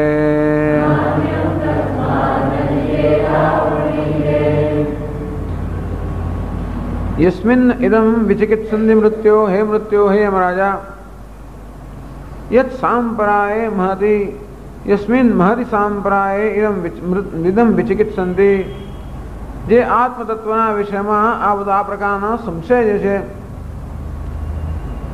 તન્મે બ્રૂહિનસ તદ બ્રૂહિ, બસ આપ મને એ વિષય જ હવે કહો. એના સિવાય બીજું કઈ રહ્યું નથી. અર્થાત આ બધા વસ્તુથી હું પ્રલોભિત થવાનું નથી, અને એ સિવાય બીજું કઈ કાં તો એ અથવા આ જેનો બે હંમેશા આ બધાનું સુંદર યમરાજા પોતે જ આ બધાનું વિસ્તાર નિરૂપણ કરશે કે જીવનમાં માત્ર બે ધ્યેય છે, શ્રેય અને પ્રેય. અંતેથી પ્રેયમાં જો વૈરાગ્ય હોય તો ભાઈ શ્રેય એક જ બાકી રહ્યું. આમ જે પ્રેયસ અર્થાત પ્રિયતર અર્થાત ઇન્દ્રિયોને અત્યંત પ્રિય લાગનારી આ બધી વસ્તુઓ જે આપણે મારી સામે ધરી છે એમાં મને કોઈ પ્રકારનો રસ ન હોવાને કારણે હવે એક જ ધ્યેય રહ્યું કે શ્રેયસ.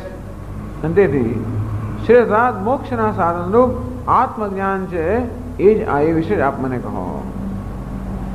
યોયંબરો ગૂઢ મનુ પ્રવિષ્ટ, એ કેવું વરદાન છે જે ગૂઢ અત્યંત ગહનતાને પ્રાપ્ત થયેલું આ વરદાન છે, અને જે પરમ પુરુષાર્થનું સાધન છે એવું આ આત્મજ્ઞાન વિશેનું વરદાન, આત્મજ્ઞાન વિશે જેવા આપ અમને કહો. બસ એટલે આ બધું પૂરું કરો. ટૂંકમાં આપે જે કર્યું એમ કરીને જે મારામાં પ્રલોભન ઉત્પન્ન કરવાનો પ્રયત્ન કર્યો અને જે સમય વગેરે આપણે બધું ગાળ્યો, હવે આ વસ્તુનો આપણે અંત લાવી દેવો જોઈએ અને we should proceed with business. એટલે કે હવે જે કરવાનું છે એને આપણે શરૂ કરીએ. નાન્યમ તસ્માત નચિકેતા વૃણીતે, નચિકેતા તસ્માત નાન્યમ વૃણીતે. એટલે હવે શ્રુતિ પોતે કહે છે આવા કારણથી નચિકેતા બીજી કોઈ વસ્તુ માંગતો નથી, બસ આ એક જ માંગે છે. કહે છે શંકરાચાર્યજી યસ્મિન પ્રેતે ઇદમ વિચિકિત્સનમ વિચિકિત્સન્તિ अस्ति नास्ति इत्येवं प्रकारं हे मृत्यो सांपराये परलोक विषये महति महत् प्रयोजन निमित्ते आत्मनः निर्णय विज्ञानं यत्तत् ब्रूहि कथय અસ્મભ્યમ અતઃ વિહાય અનિત્યૈ કામૈ પ્રલોભનમ. પણ હે યમરાજા, હે ભગવાન, આ અનિત્ય બધા ભોગ ઉપભોગ છે એનાથી હવે મારામાં પ્રલોભન ઉત્પન્ન કરવાનો પ્રયત્ન છોડી દે. યન મયા પ્રાર્થિતમ, જેને મેં પ્રાર્થના કરી છે એ હવે આપ મને કહો. શેની પ્રાર્થના કરી છે એ પણ પોતે કહી દેજે પાછો. એટલે કદાચ કંઈ હજી કંઈ એટલું ક્લિયર ના થયું હોય, સ્પષ્ટ ના થયું હોય તો પોતે સ્પષ્ટ કરી દેશે. યસ્મિન ઇદમ વિચિકિત્સંતિ મૃત્યો. યસ્મિન પ્રેતે અર્થાત મૃત્યુ પામેલા મનુષ્યના વિષયમાં, એટલે મૃત્યુના વિષયમાં આજે વિચિકિત્સનમ વિચિકિત્સંતિ, આ પ્રકારનો સંશય જે લોકો કરતા હોય છે. અસ્તિ નાસ્તિ અસ્તિ કે નાયમ અસ્તિ છે કે ઘણા લોકો એમ કહે છે કે આ દેહનું મૃત્યુ થયા પછી પણ આત્માનું અસ્તિત્વ રહે છે. ઘણા લોકો એમ કહે છે કે આત્માનું અસ્તિત્વ રહેતું નથી. એટલે માત્ર આત્માના અસ્તિત્વ વિશેનો જ આ પ્રશ્ન નથી, પણ આત્માના સ્વરૂપ વિશેનો પ્રશ્ન છે. આત્મા છે કે નહીં એ વિષયમાં કદાચ કે નચિકેતાને કોઈ સંશય નથી. એ આગળના વરદાન પરથી સ્પષ્ટ, એ પોતે જ આવ્યો ને, એ પોતે જ યમલોકમાં આવેલો છે. અને તેથી પૃથ્વીલોક સિવાયનો યમલોક છે, સ્વર્ગલોક છે, તો પોતે જાણે જ છે. સ્વર્ગની વિદ્યા મળે પણ એને કહ્યું એ પરથી પણ એને ખાતરી છે કે માણસના મૃત્યુ થયા પછી સ્વર્ગલોક હોય એટલે આ દેહ ઉપરાંત કોઈ આત્મા છે. આનંદા નામ તે લોકાહ તાંસ્ત ગચ્છિતા દદત. અને આવી ગાયોનું દાન કરનાર આવા કંઈ ખૂબ દુઃખમય લોકને પ્રાપ્ત કરે છે. આ બધાથી પરલોકમાં વગેરેમાં એને શ્રદ્ધા છે જ. અને તેથી આ દેહથી વ્યતિરિક્ત આત્મા છે કે નહીં એવો એનો પ્રશ્ન નથી. પણ માત્ર દેહથી અતિરિક્ત, પણ ઇન્દ્રિયથી અતિરિક્ત છે, મનથી અતિરિક્ત આત્મા છે, બુદ્ધિથી અતિરિક્ત છે કે નહીં, કરતા ભોગતા, એટલે શું આત્માનું સ્વરૂપ છે એ જ મારો પ્રશ્ન છે આત્મ વિષયનો. એ વિશે આપ મને કહો.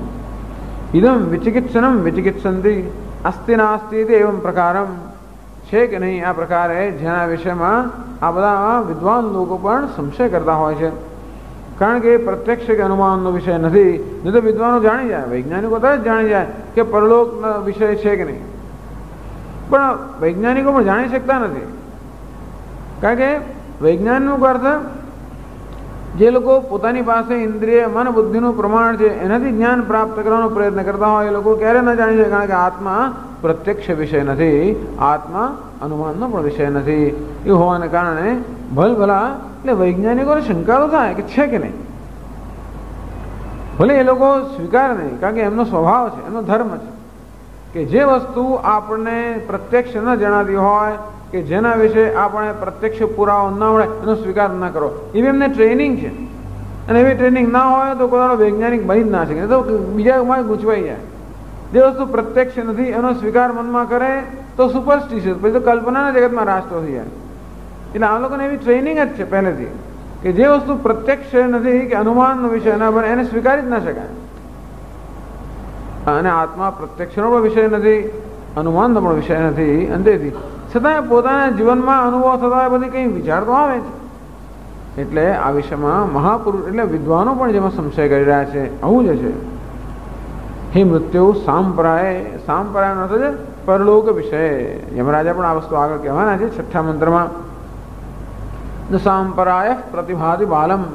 અને ત્યાં શંકરાચાર્યજી અર્થનો શબ્દનો અર્થ બરાબર સમજાવે છે. પરંતુ અહીં કે સાંપ્રાય અર્થાત પરલોક વિષય.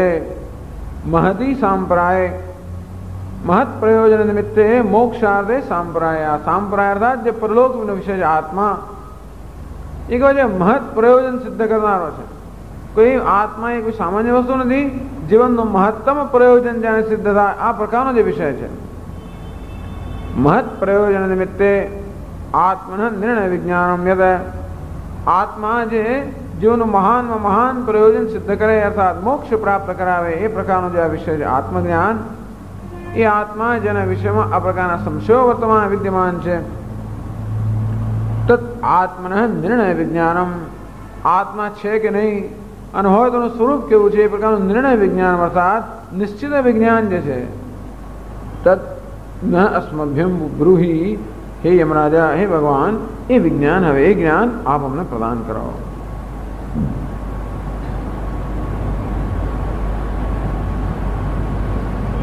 એટલા એમને બતાવે છે જિજ્ઞાસા, મુમુક્ષા. મહતી સાંપ્રાય મહત પ્રયોજનવતી, અર્થાત જેનું મહાન પ્રયોજન છે. કેવું મહાન પ્રયોજન?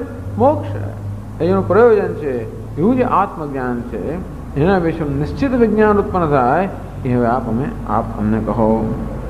આગળ કહે છે કિમ બહુના યોયમ પ્રકૃતઃ આત્મવિષયો વરઃ ગૂઢમ ગહનમ દુર્વિવેચનમ પ્રાપ્તઃ અનુપ્રવિષ્ટઃ તસ્માદ્વરાત અન્યમ અવિવેકિભિઃ પ્રાર્થનીયમ અનિત્ય વિષયમ વરમ નચિકેતા ન વૃણીતે મનસાપી ઇતિ શ્રુતેઃ વચનમ ઇતિ. કિમ બહુના, વધારે શું કહેવું મારે આપને? વધારે શું કહેવું? કિમ બહુના યોયમ પ્રકૃત અયમ એટલે પ્રકૃત આત્મવિષયો વરહ, જેની અત્યારે ચર્ચા થઈ રહી છે એ આત્મજ્ઞાન સંબંધી આ વરદાન છે.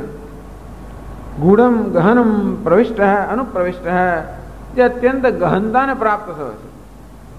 આપ જ્યારે મને આટલા બધા પ્રલોભનો આપો છો અને આ વરદાન આપવા આપ આટલા બધા, આપ જરાય આતુર તો નથી, પણ આપ આટલો સંકોચ કરો છો. અર્થાત આ વરદાન આપવામાં આપને આટલો સંકોચ થાય છે. અને આપે પણ કહ્યું કે દેવતાઓને પણ આ વિષયની અંદર સંશય થતો હોય છે. એ જ બતાવે છે કે આ વરદાન કેવું છે?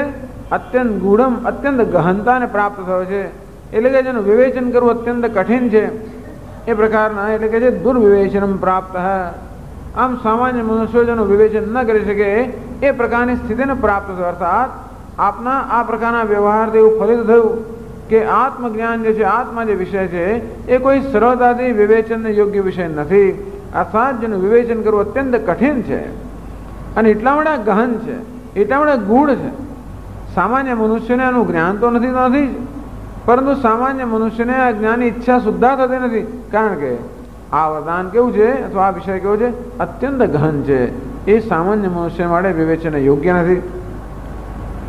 અંતેથી મને ખાસ જોઈએ. તસ્માદ્વરાત અન્યમ નાન્યમ નચિકેતા વૃણીતે, તસ્માદ નાન્યમ નચિકેતા વૃણીતે. તસ્માદ વરાળ એ વરદાન કરતા અન્યમ અવિવેકિભિઃ પ્રાર્થનીયમ. આ વરદાન અન્ય વસ્તુ કોણ માગે? માત્ર અવિવેકી લોકો હોય જ માગે.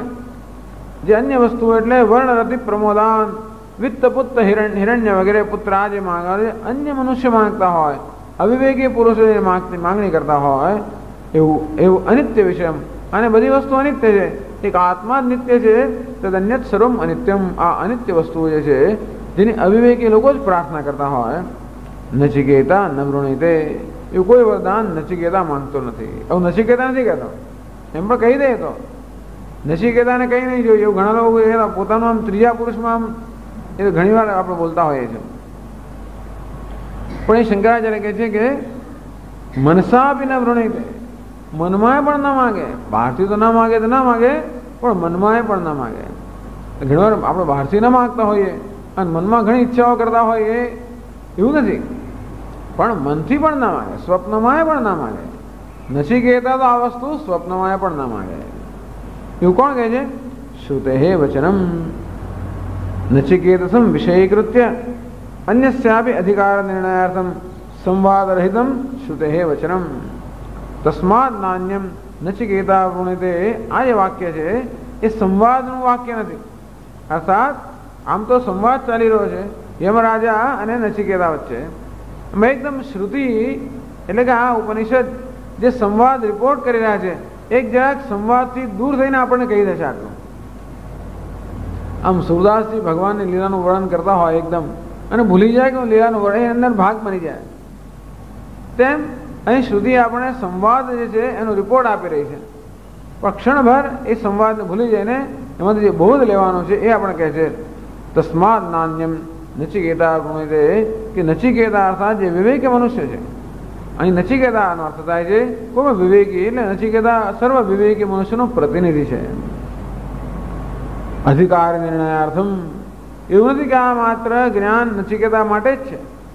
યમરાજાએ જે જ્ઞાન પ્રદાન કર્યું એ માત્ર નચિકેતા માટે જ છે એવું નથી, પરંતુ નચિકેતા સમાન જે કોઈ વિવેક અને વૈરાગ્ય ધરાવનારો હોય એ બધા માટે આ જ્ઞાન છે. અંતેથી અધિકારી નિર્ણયાર્થમ, આ જ્ઞાન અધિકારીત્વનો નિર્ણય કરવા માટે સંવાદ રહિતમ શ્રુતે વચનમ, આ સંવાદથી વગરનું આ શ્રુતિનું વચન છે કે નચિકેતા એ જ કારણથી અવિવેકી લોકો વડે પ્રાર્થનીય જે વસ્તુ છે અનિત્ય વસ્તુ એવી નચિકેતા મનથી પણ માંગતો નથી. આમ પહેલી વલ્લી સમાપ્ત થઈ.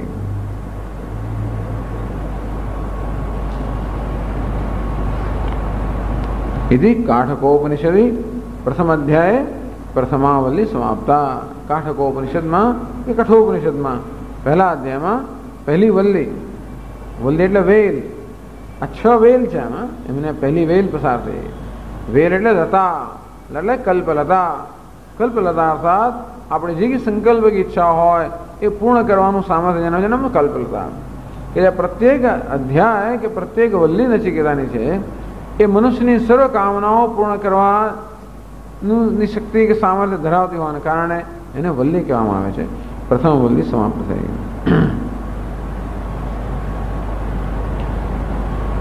હવે આગળની, હવે પછીની વલ્લીમાં યમરાજા પોતે આ વસ્તુ આપણે સમજાવે છે.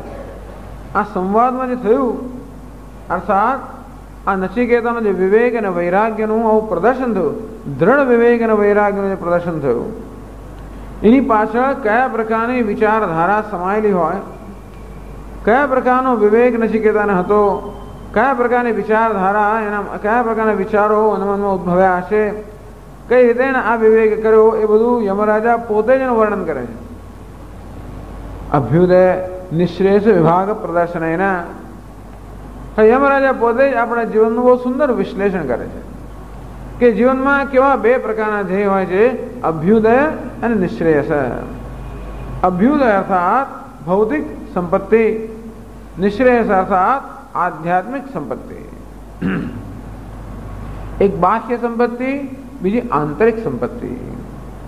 એક જે આપણે સંસારમાં રાખનારું હોય અને બીજું આપણે જે સંસાર મુક્ત કરનારું હોય.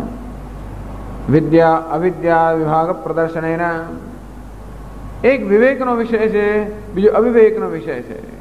એક આપણે હંમેશા અવિવેકમાં અવિદ્યામાં જ રાખતા હોય છે અને બીજું જે છે આપણને વિવેક અર્થાત એ જ્ઞાનના માર્ગે લઈ જાય. અથવા અભ્યુદય એટલે જેને માત્ર ભૌતિક સંપત્તિ જોઈએ એ અવિવેકનું પ્રદર્શન છે, અને જે આધ્યાત્મિક સંપત્તિ માટે પ્રયત્ન કરતા હોય એ વિવેક એ મનુષ્ય અંદરથી વિવેક અને અવિવેક. હવે યમરાજા પોતે જ આ પ્રકારનું વિશ્લેષણ કરે છે કે કેવા જગતમાં 2 પ્રકારના મનુષ્યો હોય છે, એક વિવેકી અને બીજા અવિવેકી.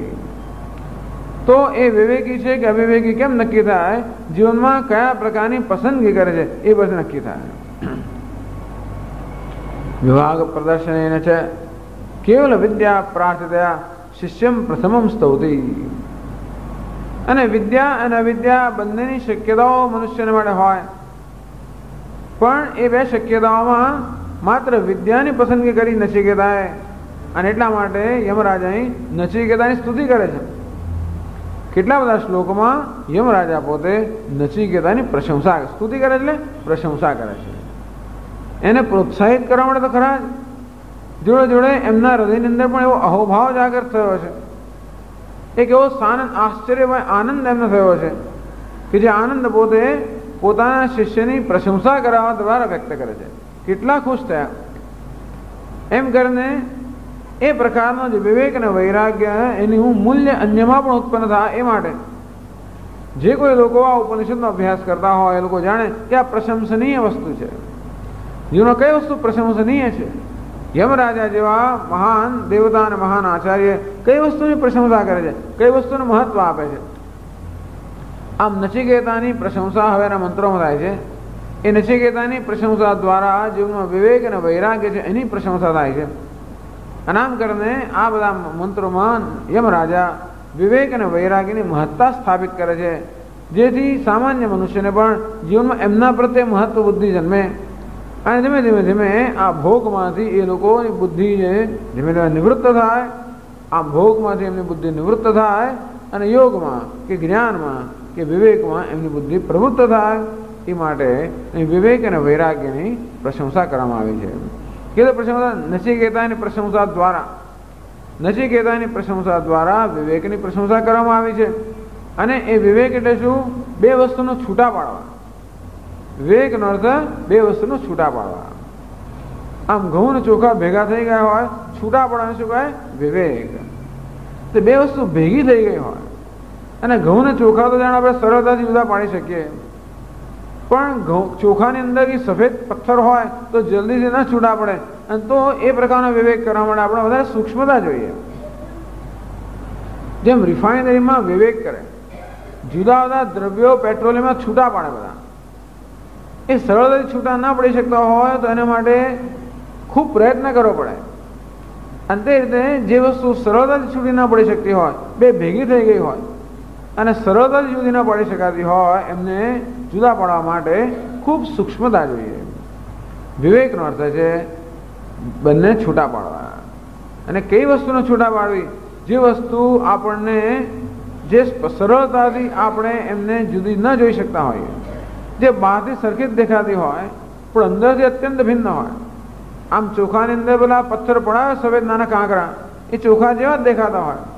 એને સ્પર્શ કરી ત્યારે જ ખબર પડે કે આ કઠણ છે અને આ સુવાળું છે. એટલે સ્પર્શેન્દ્રિયથી, આંખથી ખબર ના પડે, સ્પર્શેન્દ્રિયથી આપણે નક્કી કરી શકીએ કે ભાઈ આ ચોખાનો દાણો છે અને આ કાંકરો છે. તો આંખથી તો બધા લોકો કાંકરા કાળા અને ચોખા જુદા પાડી શકે, પણ સફેદ કાંકરો હોય એને જુદો પાડવા માટે આંખ ઉપરાંત જેમ સ્પર્શેન્દ્રિય જોઈએ, અર્થાત સૂક્ષ્મતા જોઈએ. અને તે જીવનમાં પણ અભ્યુદય અને નિશ્રેયસ, શ્રેયસ અને પ્રેયસ, વિદ્યા અને અવિદ્યા, વિવેક અને અવિવેક બધું આપણી સમક્ષ આવતું હોય છે. આ બંને ચોઈસ અર્થાત બંને પસંદગી મનુષ્યની સમક્ષ ઉપસ્થિત થતી હોય છે. એ બેમાંથી કઈ વસ્તુ પસંદ કરવી એ વિવેક કેમ આપણે કરી શકીએ એ અમારે શીખવાડે છે. નચિકેતા તો કર્યું, પણ આપણે નચિકેતા કેમ બનવું? માત્ર આટલો વાર્તાલાપ જ થયો હોત અને પછી ઉપનિષદના ઉપદેશનો પ્રારંભ થયો હોત તો આપણે ન ખબર પડે કે નચિકેતાએ કેવી રીતે વિવેક કર્યો, કયા પ્રકારની વિવેક બુદ્ધિ નચિકેતામાં હતી જેને કારણે એનામાં આ પ્રકારની પરિપક્વતા આવી એ આપણે ન સમજ પડી હોત. અને તેથી નચિકેતા જેવો વિવેક કેમ કરવો એ હવે એ રીતે આ આગળના મંત્રોમાં નચિકેતાની પ્રશંસા દ્વારા યમરાજ આ બધું આપણે કહી રહ્યા છે. એટલે શંકરાચાર્ય મહારાજ કહે છે, પરીક્ષ શિષ્યમ વિદ્યાયોગ્યતામ ચ અવગમ્ય આહ. પરીક્ષ શિષ્યમ, શિષ્યની બરોબર પરીક્ષા કરીને. પરિતઃ ઈક્ષ, પરીક્ષા એટલે ચારે બાજુથી જોયું નામ પરીક્ષા. આપણે પપૈયું આપવામાં આવે પેલો દુકાનદાર આપે, આમ બહારથી જોયું અને પછી લઈ લીધું એને પરીક્ષા ના કહેવાય. ચારે બાજુથી જોઈએ. પેલો તો એને એની લારીમાં કે દુકાનનો ફળ આવે તો ગોઠવે બધું સરસ, આમ કેરી એકદમ સરસ દેખાય, આપણે ઉપર દેખાય એમ લઈ લઈએ અને અંદર પાછળની બાજુ શું છે ના જોઈએ, આમ ચારે બધે ફેરવે ના જોઈએ તો અડધી કેરી અડધું પપૈયું કાચું નીકળે. પરીક્ષા કરવી. અને તેથી પરીક્ષા અર્થાત પરિતઃ ચારે બાજુ ઈક્ષણ કરવું નામ પરીક્ષા. એટલે ઉપર ઉપરથી નથી કહેતા બહુ બધું મીઠું મીઠું બોલતો હોય અને બહુ વિવેકના વાક્યો બોલતો હોય, પણ અંદરથી એને કયા પ્રકારની વૃત્તિ છે બધું રાજાએ જોઈ લીધું. આમ શિષ્યમ પરીક્ષા, શિષ્યની બરોબર પરીક્ષા કરીને. અર્થાત વિવેક વૈરાગ્ય એ તો સાધન ચતુષ્ટય સંપન્ન શિષ્ય છે. વિદ્યા યોગ્યતામ છે અવગમ્ય, અને એ વિદ્યાની યોગ્યતા ધરાવે છે એ પણ નિર્ણય કરીને હવે કહે છે. હવે એમણે કંઈ છુપાવવાનું નથી, એટલે હવે પ્રશંસા કરે છે. અત્યાર સુધી એને પ્રલોભન કરતા હતા, પણ હવે જ્યારે નચિકેતાએ પોતાનો નિર્ણય જાહેર કર્યો, એમ રાજાને પણ એની પરીક્ષાથી સંતોષ થયો કે નહીં આ શિષ્ય અધિકારી છે, ત્યારે હવે પોતાનું ખરેખર જે એનું હૃદય છે એ ખોલે છે એની પ્રશંસા દ્વારા. કે છે આગળ, એટલે પહેલા મંત્રમાં અન્યશ્રેયોન્યદુતૈવ પ્રેયઃ તે ઉભે નાનાર્થે પુરુષગુંસિનીતઃ.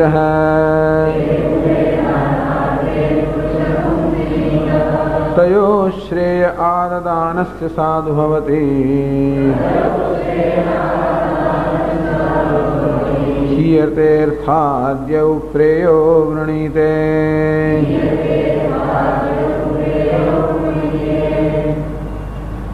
अन्यत् श्रेयः अन्यत् उत एव प्रेयः। कैसे यमराजा अन्य श्रेयः જેને શ્રેયસ કહેવાય, અર્થાત જે આપણા જીવનનું કલ્યાણ કરનારું છે શ્રેય અન્ય એક પ્રકારનું છે, ઉત અને અન્ય એવ પ્રેય, પ્રેયસ અર્થાત જીવનો પ્રિયતર લાગનારું છે, માત્ર આપણને ખુશ કરનારું છે એવું જે વિષય ભોગ છે એ એક વસ્તુ છે, અને જેનું કલ્યાણ કરનારું છે અર્થાત જે આધ્યાત્મિક કે આત્મજ્ઞાન છે એ અન્ય વસ્તુ છે. આ બે તદ્દન જુદી જ વસ્તુઓ છે. જુદી એટલે પરસ્પર વિરોધી છે. કોઈ દિવસ મ્યુચ્યુઅલી એક્સક્લુઝિવ એટલે પરસ્પર વિરોધી ક્યારે બે સાથે ના જઈ શકે, એટલે બેની પસંદગી બે માણસ કરી ના શકે, ક્યાં તો આ અથવા પેલો. તે ઉભે નાના અર્થે. આ શ્રેયસ અને પ્રેયસ કેવા છે? નાના અર્થે. નાના એટલે ભિન્ન ભિન્ન, જેનો અર્થ એટલે પ્રયોજન, જેમના પ્રયોજન ભિન્ન ભિન્ન હોય એવી પરસ્પર વિરુદ્ધ આ બે વસ્તુઓ છે, અભ્યુદય નિશ્રેયસ કે શ્રેયસ અને પ્રેયસ. પુરુષમ સિનીત, અને કહે છે કે આ શ્રેયસ અને પ્રેયસ બંને પુરુષની સમક્ષ આવતા હોય છે, અને બંને આ પુરુષ કે મનુષ્યને બાંધે છે. શ્રેયસ પણ બાંધે છે અને પ્રેયસ પણ બાંધે છે. શંકરાજી સમજાવે બાંધવું એટલે શું? એનામાં કર્તવ્યતા બુદ્ધિ ઉત્પન્ન કરે છે. મારી સમક્ષ શું આવે એટલે નહીં મારા કરવું જોઈએ, મારે મેળવવું જોઈએ, મારે ભોગવવું જોઈએ, મારે પ્રાપ્ત કરવું જોઈએ, આ પ્રકારની કર્તવ્ય બુદ્ધિ ઉત્પન્ન કરી શકે કોઈ આપણામાં. એનો અર્થ એ કે આપણે બંધાઈ ગયા. આમ પેલી મારુતિ 1000 જોઈને તરત નથી, મારે તો જોઈએ, લેવી જ જોઈએ. બસ આવું જાતનું જયારે આપણું એનો થયો કે એ મારુતિ મને બાંધ્યો, ખાલી આપણે જોઈએ ત્યાં સુધી વાંધો નથી, પણ જોઈએ તરત આપણામાં આ પ્રકારની કર્તવ્ય બુદ્ધિ ઉત્પન્ન થાય કે નહીં આ તો મારે જોઈએ, આ તો મારે લેવી જ પડે. અને પછી કેમ બધી યોજનાઓ કરું, કેમ પ્રાપ્ત થાય, કેમ પૈસા કમાવું, કેમ લોન લઉં, શું શું બધું કરવું. આમ કરીને એ મારુતિ મને બાંધ્યો કહેવાય. મારામાં એને પ્રાપ્ત કરવાની એક ઉત્પન્ન જેણે એષણા ઉત્પન્ન કરી, અને એમ કરીને એને પ્રાપ્ત કરવાનો બધો પ્રયત્નશીલ મને કર્યો. એનો અર્થ એ થયો કે એણે મને બાંધ્યો. એ કહે છે કે આ શ્રેય અને પ્રેય, અભ્યુદય નિશ્રેય બંને મનુષ્યને બાંધે છે. તયો શ્રેય આદદાનસ્ય સાધુ ભવતી. આ બંને મનુષ્યની સમક્ષ આવતા હોય છે. આ બેમાં જે શ્રેયસ છે, શ્રેયસ આદદાન એને પસંદ કરનાર, તસ્ય સાધુ ભવતી, એ મનુષ્યનું સાધુ એટલે કે એનું કલ્યાણ થાય છે. હિયતે અર્થાત એવું પ્રેયો વૃણીતે, પરંતુ જે માત્ર